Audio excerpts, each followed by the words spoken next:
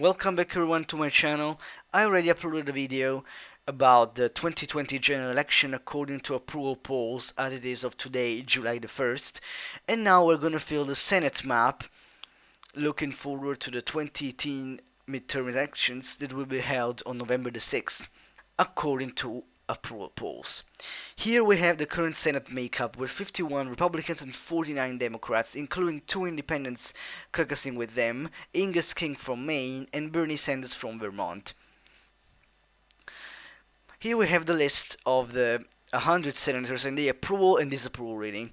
As it is by now, Bernie Sanders from Vermont is the most popular senator nationwide, while Mitch McConnell is the least popular senator.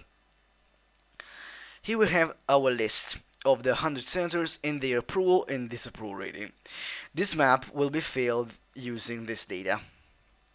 So, the first state safe for the Republicans is the state of Wyoming, which is actually the only state safe for the Republicans.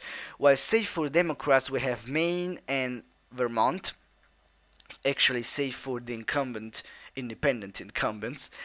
Massachusetts, safe for Elizabeth Warren. Rhode Island and Connecticut, safe for the incumbents. Delaware, safe for Tom Carper. Maryland, safe for Ben Cardin, who has recently won the Democratic primary again.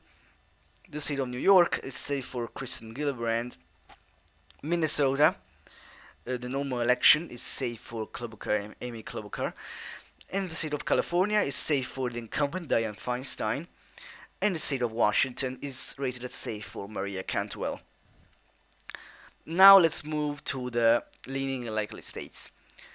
Looking at the southwest, the state of Texas, which is rated as likely for Ted Cruz, I'll fill as a leaning in this column because even though his approval rating is plus 20, its net approval is plus 20, I don't see him actually winning by a large margin if he wins, because Beto O'Rourke is from the city of El Paso, district based in the city of El Paso, the Texas 16 congressional district, and he can appeal much more than Ted Cruz to the Latino population in the state of Texas.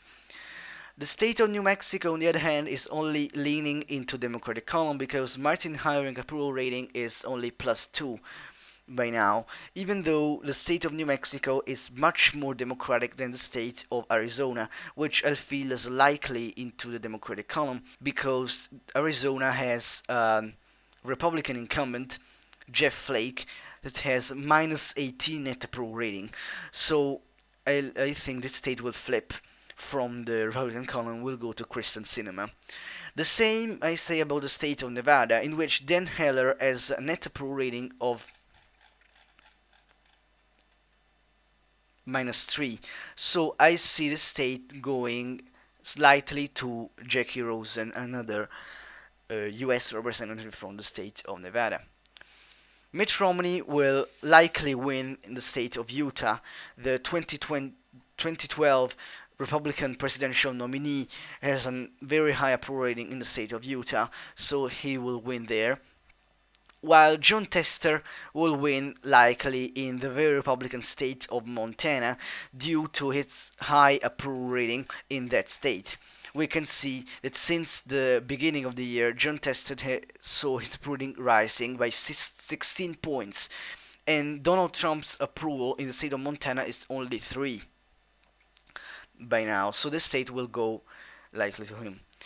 Deb Fischer is likely winning the state of Nebraska against Jane Raybould, while Roger Wicker is pretty safely winning in the state of Mississippi against David Barria, and the Mississippi special election is likely going to the Republicans because Mississippi is a very Republican senator, and the senator approval rating of the Mississippi senators is doing very high recently. In the state of Virginia, Tim Kaine will likely win again this seat. And in the state of New Jersey, a very democratic state, Bo Menendez has a very low approval rating by now. His approval rating rose by 12 points, but it's still negative at minus 4. So I see the state will go to him because of Donald Trump's very low approval rating in the state of New Jersey. Bob Casey will also likely win in the state of Pennsylvania. His approval rating by now is plus 10, and Donald Trump's in the state doing badly at minus 5. In the state of Ohio, I see Sherrod Brown winning here with an approval rating that has been going down by the 1, but is still 17, so very high net approval rating there. So I see the state of Ohio going to him. Joe Donnelly, I think, will win in the state of Indiana, but with more narrow margin than Sherrod Brown in the state of Ohio. So I leave as a leaning in the Democratic column because in Indiana it's a very Republican state, and the incumbent Democratic senator is doing pretty well.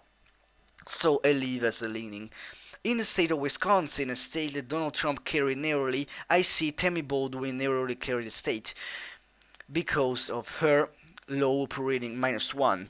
So she will win, I think, considering the minus 15 Trump approval rating in the state of Wisconsin. Debbie Stato will also likely win in the state of Michigan because of Donald Trump's low approval and her considerably high approval. And I think also Tina Smith will likely win in the Minnesota special election. On the other hand, I think that Joe Manchin will lose the state of West Virginia. He will not be re-elected as senator from the state of West Virginia, a very Republican state that will return into the Republican column and will have two Republican senators, Patrick Morrisey and Shelley Capillo, the other senator which is not up for re-election. If we see on the map, Joe Manchin has seen his approval rating dropping from 16 to minus 1, and Donald Trump has an approval rating there of around 27, so is very, very high. That's why I see the state going to the Republicans. Other close races in this election will be North Dakota, a safe Republican state in the presidential election, Missouri, Tennessee, and Florida. I see the state of Florida narrowly going to the incumbent, Bill Nelson, because the other senator from Florida, Marco Rubio, saw his approval rating dropping by 6 points after the Portland shooting on St. Valentine's Day in the Portland Douglas High School, where 17 people died. So I see the Florida voters will vote again for a Democrat in their Senate against the former Florida Governor Rick Scott. In Tennessee, we have Republican incumbent that is retiring and whose approval rating is pretty low. Bob Corker has an approval rating of about 5. So I think that the state of Tennessee will narrowly go to the Democrats. Heidi Heitkamp will carry the state of North Dakota. She will win there the Senate seat again because of her approval rating of about 8%. So I think she will hold on to the Senate seat here. And finally, we have the state of Missouri, which is the most contested state, but currently I see it going narrowly to the Republicans. And the state of Hawaii, which is safe for Mazie Hirono. On the final map, we have 50 Democrats to 50 Republicans, with Mike Pence breaking the tie for the Republicans. And we can see from the 115th Congress to the 116th Congress that the state of Nevada gained a Democratic senator and the state of Arizona too gained a Democratic senator, while the state of West Virginia and Missouri gained a Republican senator. The state of Michigan goes on to have two Democratic senators, a state that Donald Trump narrowly carried in 2016, we can see on this map, and the state of West Virginia returns to the Republicans column in the again. The state of Tennessee has Democratic and the Republican senator, and the state of Florida continues to have one Democratic, one Republican senator. The state of Arizona gains one Democratic, and the state of Nevada gains another Democratic senator. Thank you guys for watching this video. I hope you enjoyed this video. Please comment below for suggestions if you agree or disagree with this prediction. Please notice that this map is filled using data from polls, and polls can be wrong, as history showed us in the 2016 general election. This map could be wrong. Thank you all again for watching, and see you next time.